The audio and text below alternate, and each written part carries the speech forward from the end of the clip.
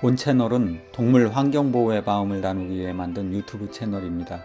그런데 종종 이제는 투정 활동 안 하냐며 하와이 가서 겨울잠바 껴입고 다니는 소리를 하는 분들이 있는데 진태의 대답으로 대신하겠습니다. 좌우지간 진태 달력 팔아 대갑부가 된 집사는 부동산 투기의 혈안이 되었고 그 중에 한 채를 야옹이 가족에게 분양했습니다.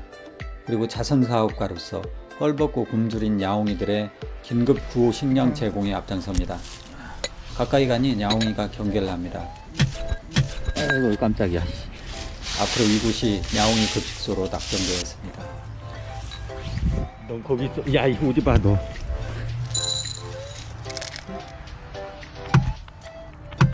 어휴, 씨. 뒤질 뻔하네. 토끼밥을 주고 돌아오는 길에 보니 새끼들이 나와 사료를 먹고 있고 어민 양이는 새끼들이 먹고 나면 주워 먹으려고 옆에서 막만 보고 있습니다. 서너 시간쯤 후에 야옹이 집 입구 판때기와 차양을 만들어 갑니다. 이 집이 원래 개집이라 입구가 너무 크기 때문입니다. 비들어가지 말라고 현관 지붕도 만들어졌습니다. 진태는 자기는 박스집에 사는데 야옹이에게만 좋은 집을 만들어줘서 조금 샘나는 표정입니다. 그런데 야옹이들이 아침에 밥그릇 가득 부어주었던 사료를 순식간에 다 먹었습니다. 평소 얼마나 굶주렸나 알만합니다. 이참에 아예 야옹이 사료 부대를 구입합니다. 진태는 또 꼴았습니다. 자기 얼굴 팔아 만든 달력 판매비로 자기 간식은 안 사주고 고양이 집과 고양이 사료만 구입하니 이만저만 짜증이 아닙니다. 집사를 노려봅니다. 뭐 어쩌라고. 하여간 다음날 새로 구입한 사료를 담아 고양이 급식소로 향합니다. 알았어. 진태는 옆에서 깝죽댑니다.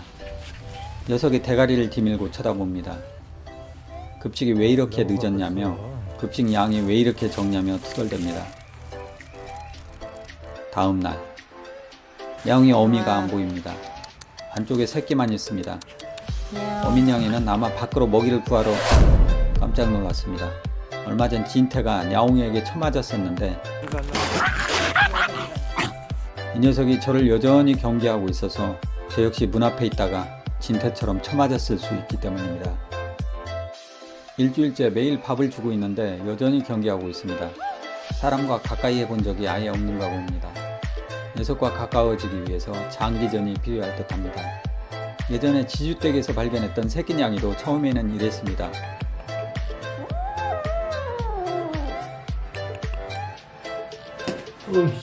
하지만 지극정성으로 소시지를 계속 입에 물려주니 결국 나중에 제 무릎까지 올라왔었습니다.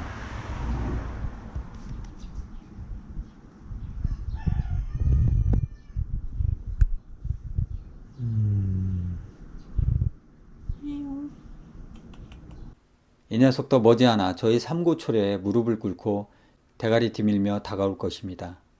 하여간 그때가 오면 지금껏 기록해 놓은 섭섭함에 대해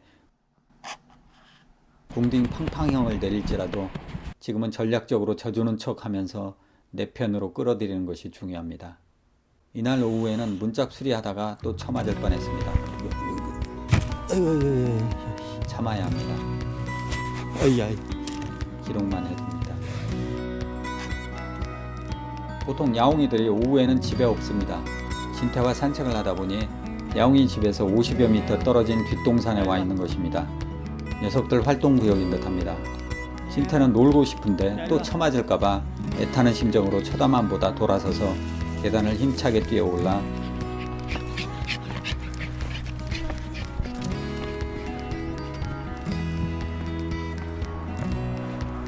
허벅지를 빵빵히 단련합니다.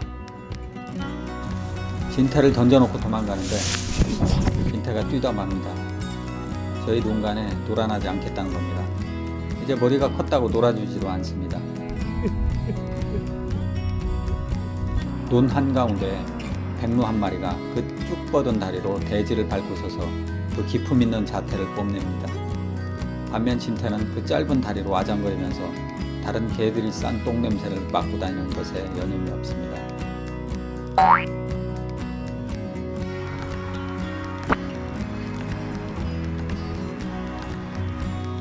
토끼장으로 출근합니다.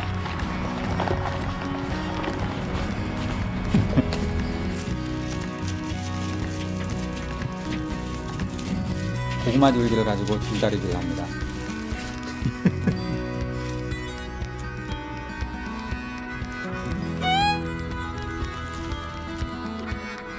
먹이를 두고는 토끼 옆구리를 긁어대는데 토끼 녀석이 손가락을 깨물어 먹을까 하고 기회를 엿봅니다. 토끼 이빨에 찍히면 사망이니 안 물리게 계속 페인팅 전략을 구사하며 옆구리를 간지럽힙니다.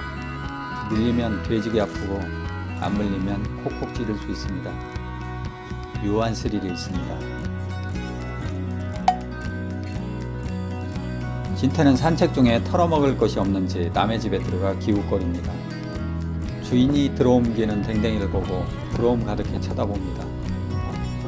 어떤 댕댕이는 자전거를 타고 지나갑니다.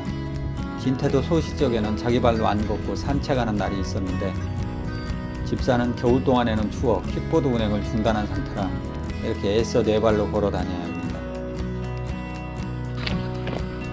풀어져서 돌아다니는 동네 멍멍이인데 진태에게 관심이 많습니다.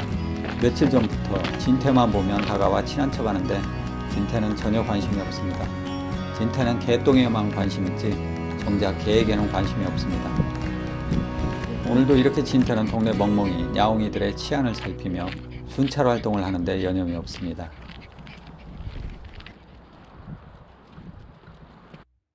2020년 한 해가 저물어가는 것에 많은 이들이 아쉬워하고 있습니다. 사실 지구가 태양 주위를 한 바퀴 도는 것을 1년이라고 셈하는 것도 그리고 1년이 지나면 한 살이 더 먹는다는 상식도 우리의 실질적인 삶에는 큰 의미가 없습니다. 나이를 더 먹었건 안 먹었건 나 자신과 주변의 삶에 성실하고 책임있게 반응하면서 묵묵히 한 발 한 발 자기 삶을 살아간다는 것이 중요합니다. 12월 31일 해가 지고 1월 1일 해가 뜨는 것이 중요한 것이 아닙니다. 1년에 딱 이 두 날만 특별한 의미를 부여할 필요가 없습니다. 그 결과로 나머지 363일이 별것 아닌 날이 되는 날이죠. 하여 올해를 보내는 아쉬움과 내년을 맞는 희망을 되풀이하지 말고 지금 이 순간을 그냥 충실히 대하는 연습을 합시다. 어느 시인의 말대로 오늘 내가 헛되이 보낸 하루는 어제 죽은 이가 그토록 살고 싶어 했던 내일입니다.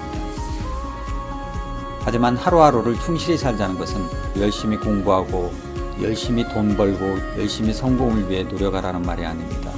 부자 돼서 풍요롭게 살기 위해 힘쓰지 않은 말이 아닙니다. 오히려 그 반대입니다. 내 가진 것을 내려놓고 함께 나누고 비우고 스스로를 낮추며 그간 나를 포장하고 있던 외적인 것을 다 털어내면 그 속에 존재하는 순수한 나로 인해 이렇게 충만하고 아름다워 하여간 내 가진 것과 내 지위와 내 권력과 내 명예에 의해 스스로가 평가되는 그런 삶이 아닌 그러한 것들에 의존하는 삶이 아닌 내 자신 스스로 충만하게 되는 그런 삶을 살아가면 됩니다. 그리하다면 1년을 되돌아보며 좌절할 필요도 없고 내년에 암울한 미래상을 극복할 거창한 각오를 다질 필요도 없습니다. 내가 지금 여기 존재함을 알아. 지금부터 그냥 충만해야 하면 됩니다. 바로 지금부터 말입니다.